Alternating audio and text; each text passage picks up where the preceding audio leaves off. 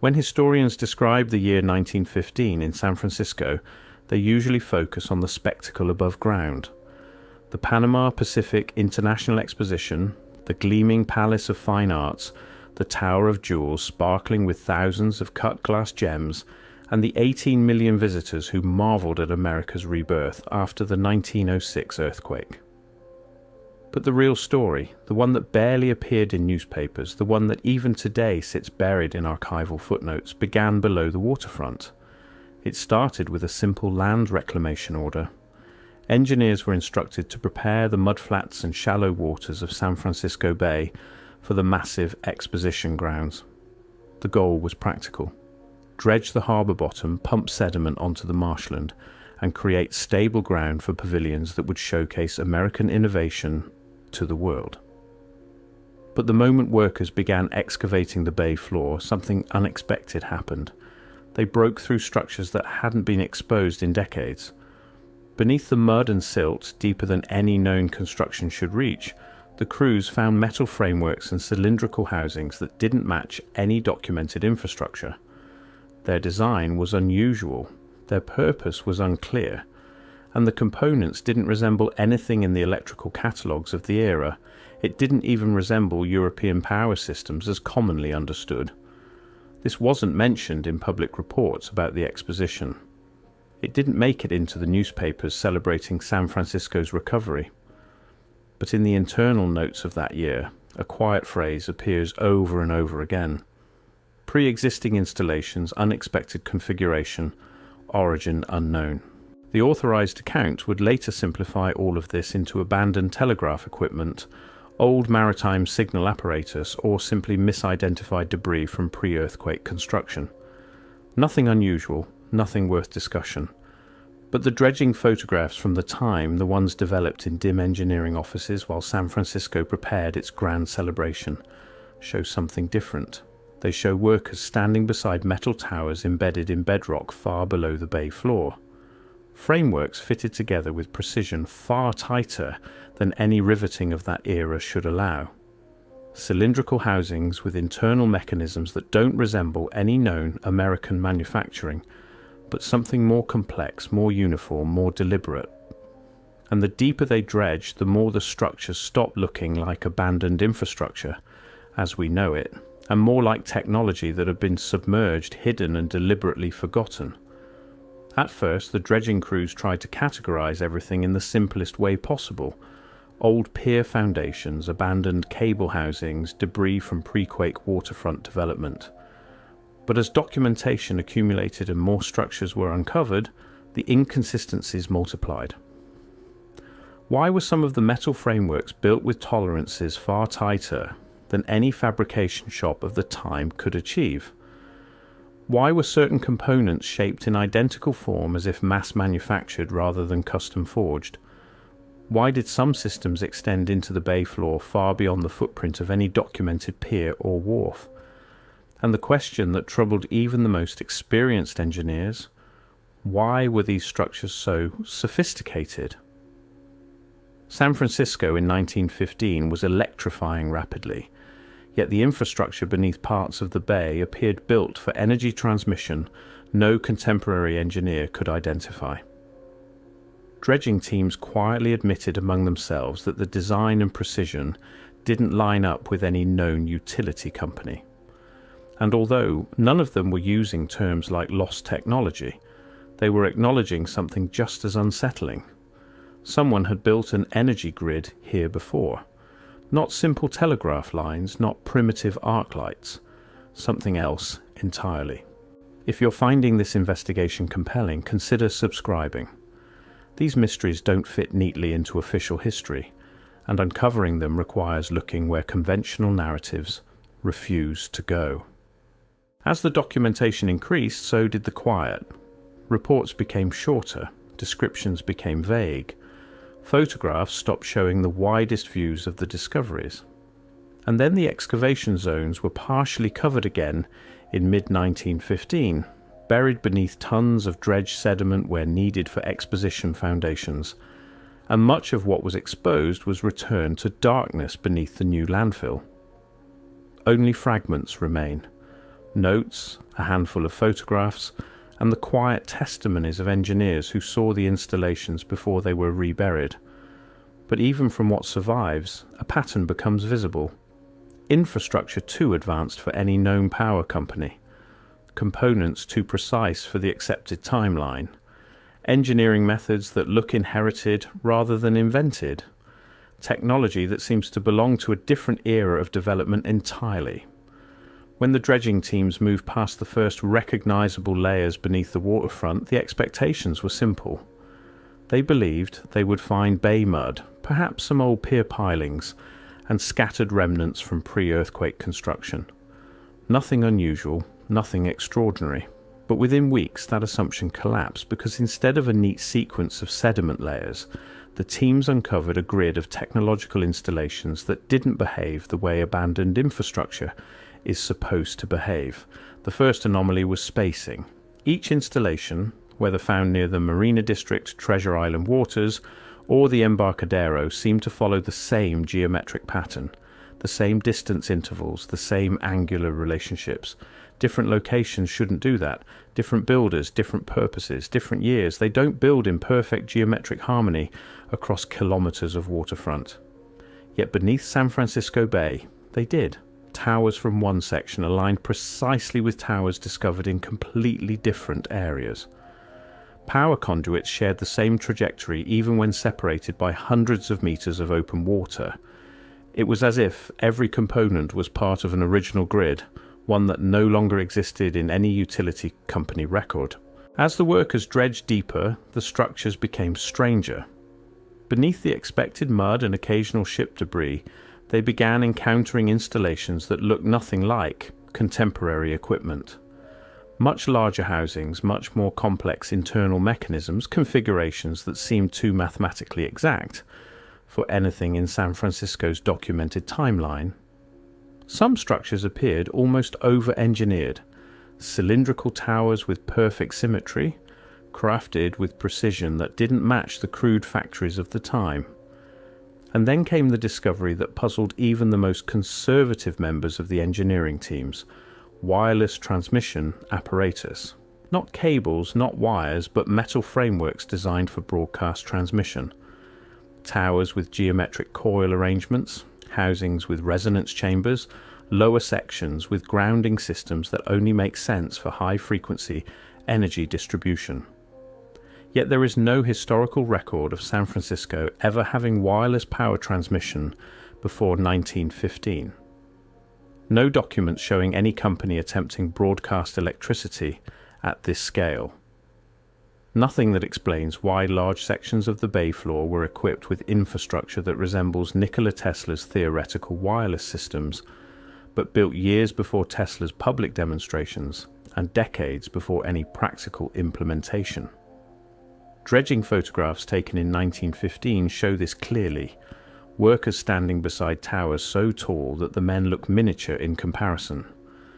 Components machined so precisely that even today, electrical engineers study the archival images in disbelief. Coil arrangements and resonators that resemble experimental wireless technology far more than anything turn-of-the-century America is credited with. But the most unsettling detail was not what appeared in the photographs. It was what didn't appear in the archives. The official reports written in the months after the exposition barely mention these features. Some drawings omit the tower installations entirely. Certain structures are summarized with vague terms like maritime debris or earlier equipment, even though the photographs show they were far more complex than that. The silence is hard to miss. Because if these deeper discoveries truly belong to known historical periods, why weren't they described in detail? Why weren't the unusual transmission systems documented thoroughly?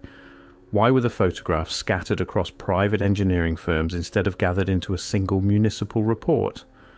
Even some of the components raised red flags. Surfaces too smooth, joints too precise, coil windings too uniform. Marks that looked less like hand assembly and more like precision manufacturing. Manufacturing that, according to the conventional timeline, didn't exist when those towers were supposedly built.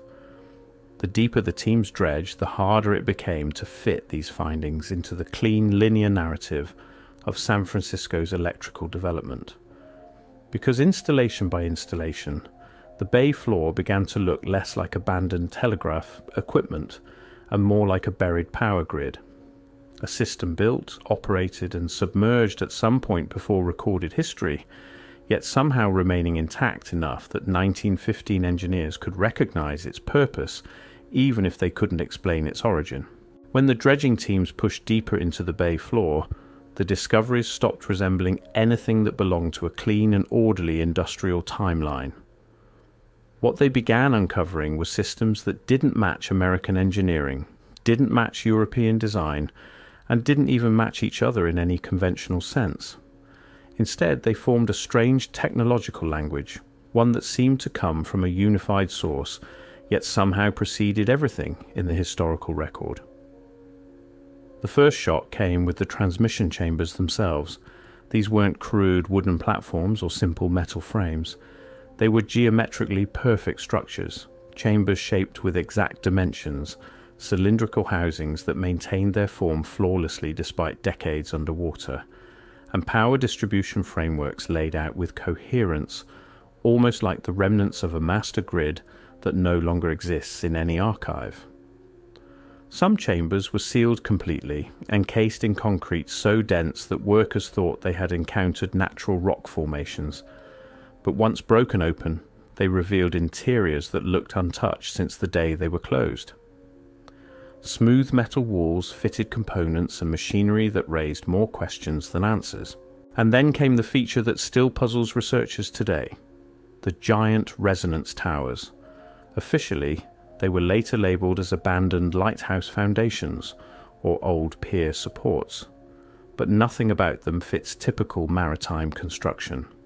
These were too symmetrical, too precisely engineered, and too perfectly tuned, as if they were designed with tools capable of calculating electromagnetic resonance frequencies. Some towers were tall enough to have extended above the waterline before submersion. Others contained internal coil mechanisms that appeared designed for energy amplification. Workers from 1915 described them in private correspondence as broadcast antennas, not support structures but transmission devices with a wireless purpose, though no one could say what that purpose might have been or who built them. Another anomaly appeared in the grounding systems. These were not simply metal plates driven into mud. Many were integrated into the bedrock itself, positioned at angles that made no conventional sense for lightning protection or static discharge. They were embedded in stone that clearly predated any American settlement, connected to conduits that ran horizontally across the bay floor rather than vertically to the surface. It created an uncomfortable possibility. The exposition buildings above ground may not simply rest on reclaimed land. They may sit on top of something much larger, an energy infrastructure whose purpose was never recorded, never taught, and never explained in the official history of the city. The deeper the workers dredged, the stranger the findings became. Metal components appeared with perfectly uniform thickness. Some surfaces were finished smooth, almost frictionless. Others showed precision-cut threads so clean that modern machinists still argue about what tools could have produced them. But the discovery that caused the most confusion was the material composition of certain insulators. Some pieces were made of ceramic compounds that materials scientists of 1915 couldn't identify. Others showed crystalline structures that only form under conditions far beyond any kiln or furnace of the era. The official explanation offered later unusual mineral deposits, imported materials from the Orient. But that does not explain why these materials appear in engineered components, not raw form, shaped, processed, manufactured into precise electrical insulators and capacitors. That kind of materials science requires techniques far beyond early 20th century capability, far beyond anything recorded in American industrial history.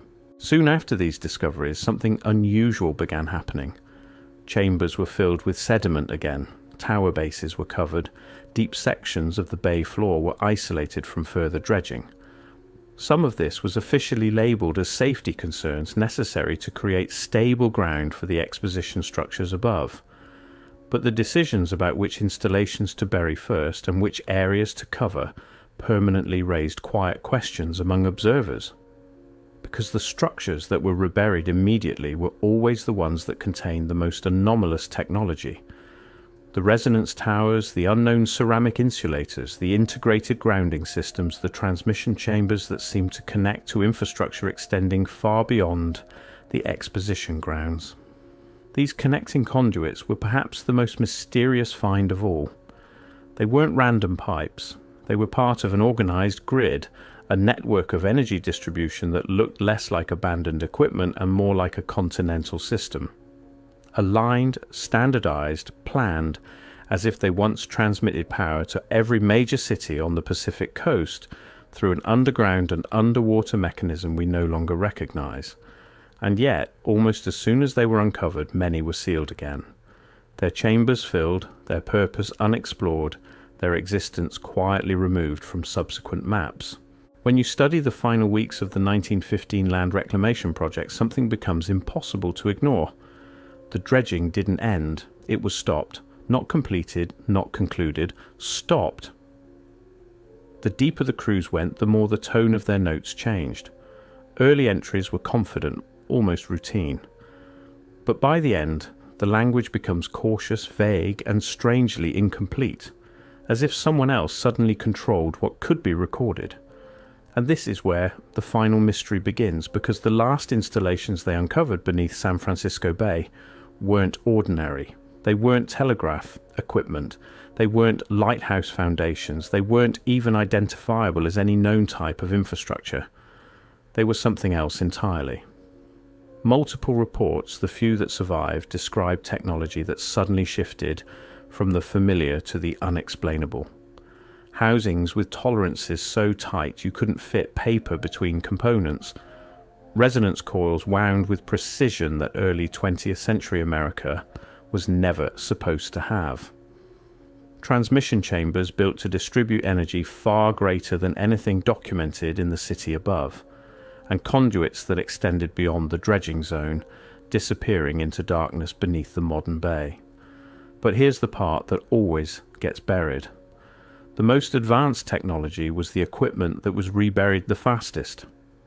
Workers described filling entire chambers back in, covering tower foundations, packing sediment into installations that had just been uncovered. It wasn't gradual. It was immediate. The official explanation: structural concerns, exposition deadlines, material shortages. But if it was only about construction schedules, why was the most sophisticated, most precisely engineered infrastructure sealed first? And why was the obviously corroded debris left exposed for documentation? It doesn't make sense unless those deeper discoveries posed a different kind of threat. Not a physical one, a historical one. Because if the infrastructure beneath San Francisco Bay truly showed engineering far beyond early 20th century capability, and if some of that technology didn't match any known power company at all, then the entire accepted story of American electrical development begins to collapse. Imagine what it would mean if a World's Fair was built on top of something far older, something advanced, something engineered, something we didn't build. Imagine what it means if the bay floor wasn't just convenient real estate, but a deliberate burial ground for technology that challenged every assumption about when wireless power transmission became possible. And maybe that is why the 1915 discoveries were quietly reburied, not to protect the construction site, but to protect the narrative. The surviving photographs tell their own story.